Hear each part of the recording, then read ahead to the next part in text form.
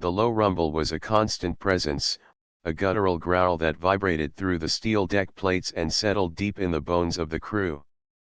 Inside the tank's cramped, stifling turret, Staff Sergeant Mike Rico Santiago adjusted his helmet, the headphones crackling with static and fragments of radio chatter. Outside, the world was a riot of noise, color, and unimaginable heat. The dense, dripping jungle of South Vietnam was a world away from the open plains of Germany where this behemoth of steel was meant to roam. The machine beneath him was an M48 Patton, a main battle tank forged in the fires of the Cold War, a symbol of American might designed to halt the advance of Soviet armored divisions across Europe. But here, its enemy was not a column of T-54s. Its enemy was the jungle itself, a ruthless, hidden force that could swallow a tank whole.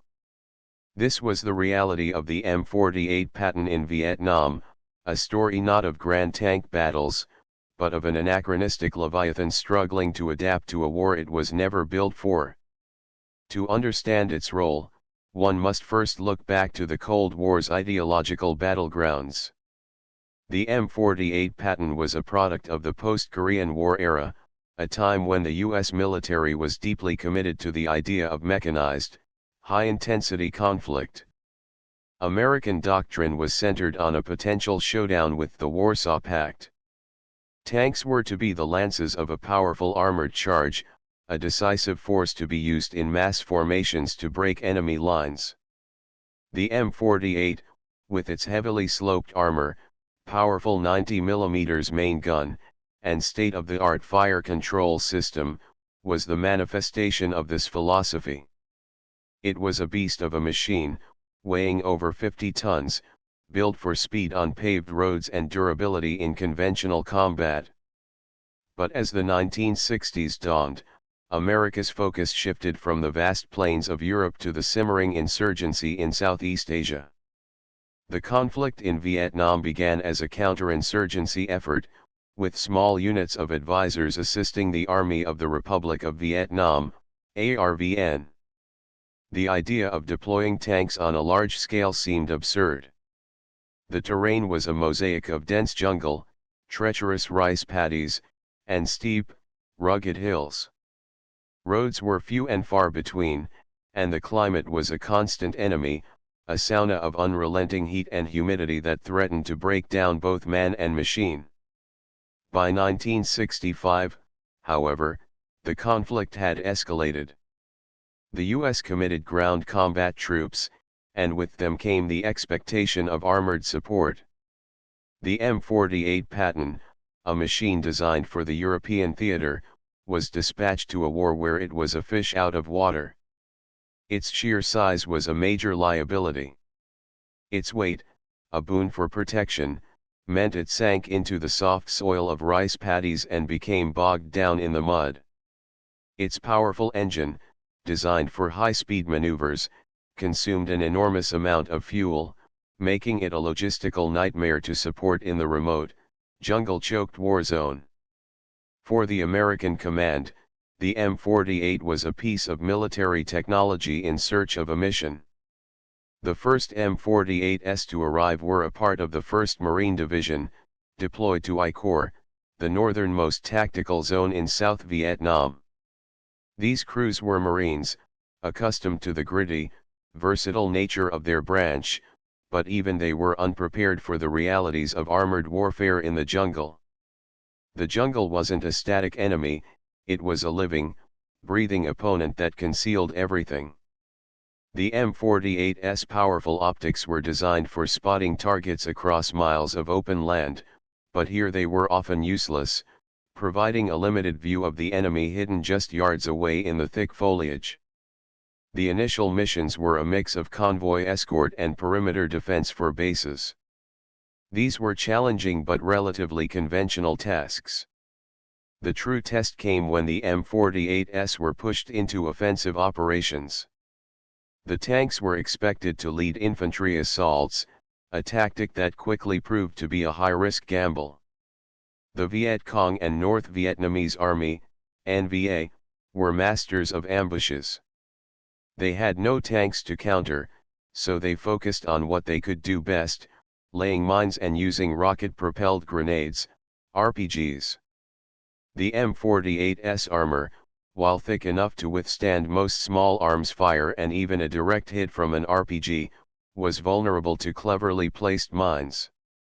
These weren't large anti-tank mines designed for a clean kill, they were often improvised devices packed with explosives to damage the tank's tracks or, worse, detonate underneath the thin belly armor. A single mine could bring a 50-ton tank to a grinding halt, making it a static target for follow-up attacks. The crews themselves faced their own set of unique challenges. A tank crew in Vietnam was a small, isolated unit within a larger army. They lived and worked in a confined, scorching hot steel box. Temperatures inside the turret could reach well over 100 degrees Fahrenheit, and the humidity was unbearable.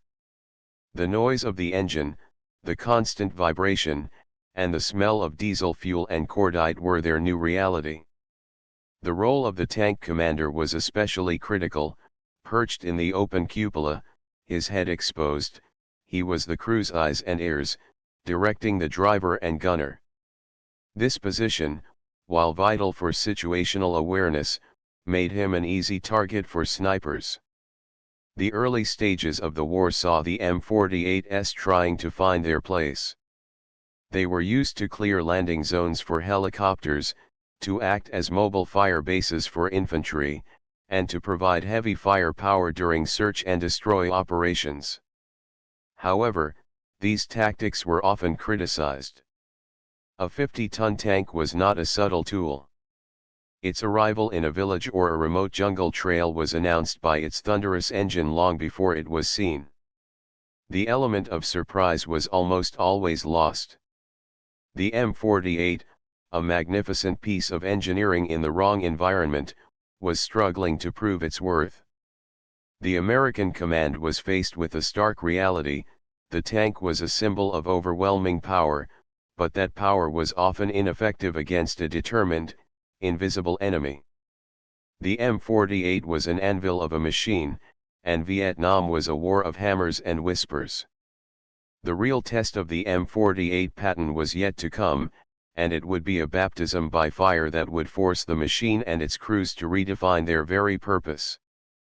The turning point for the M48 Patton's service in Vietnam came not in a sweeping armored charge, but in the urban chaos of the Tet Offensive in early 1968. For years, the tank had been relegated to a supporting role, plowing through jungles, escorting convoys, and providing mobile artillery for infantry. Its full potential as a direct combat vehicle had rarely been tested against a determined, conventional enemy force. The Tet Offensive changed everything.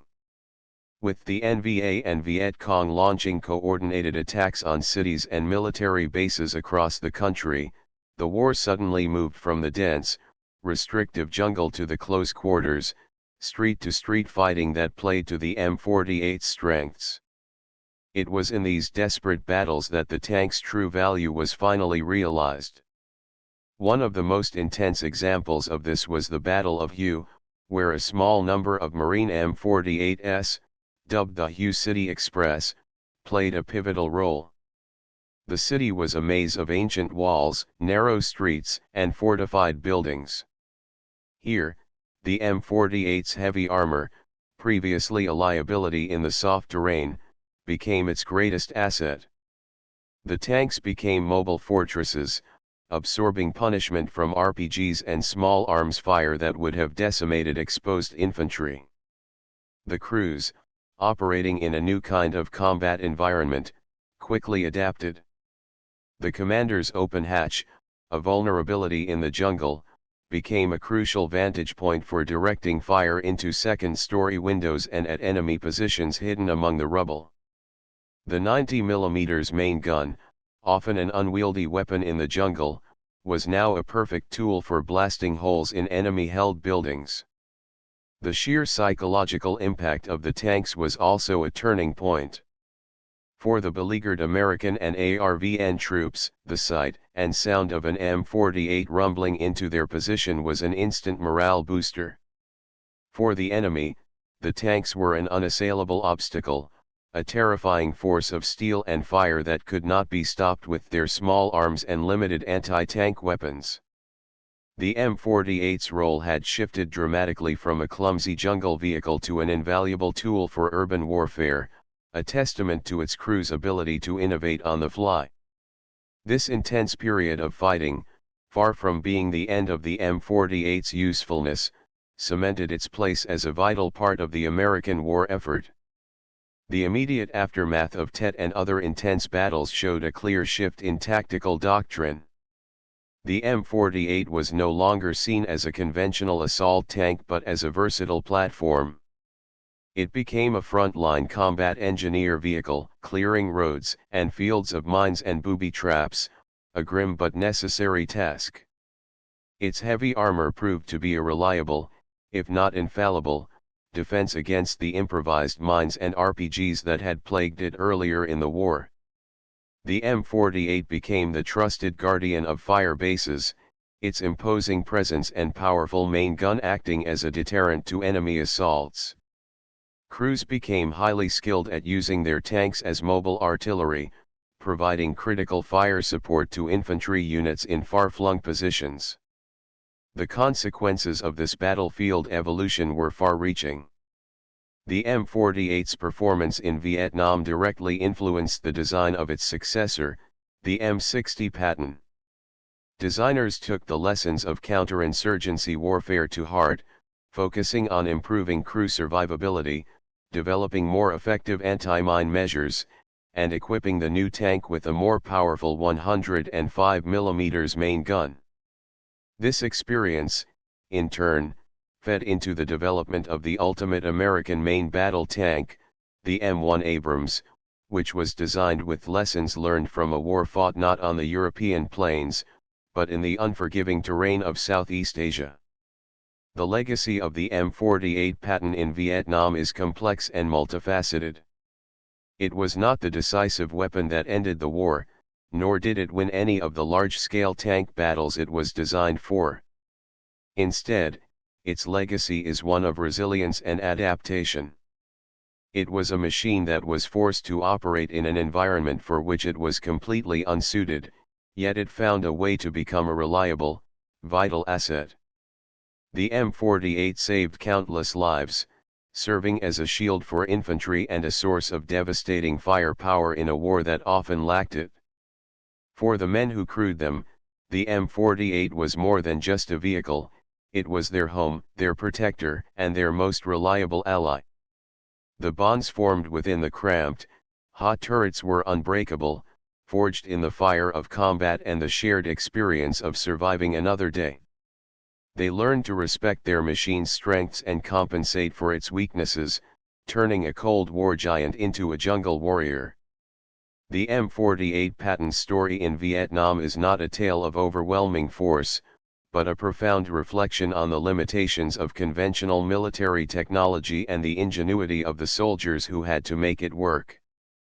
It's a lesson that warfare is not about the grand theory of battle, but about the brutal, day-to-day reality of facing an enemy, and the unbreakable spirit of the men who fought inside a steel box that became their shield in a world of chaos.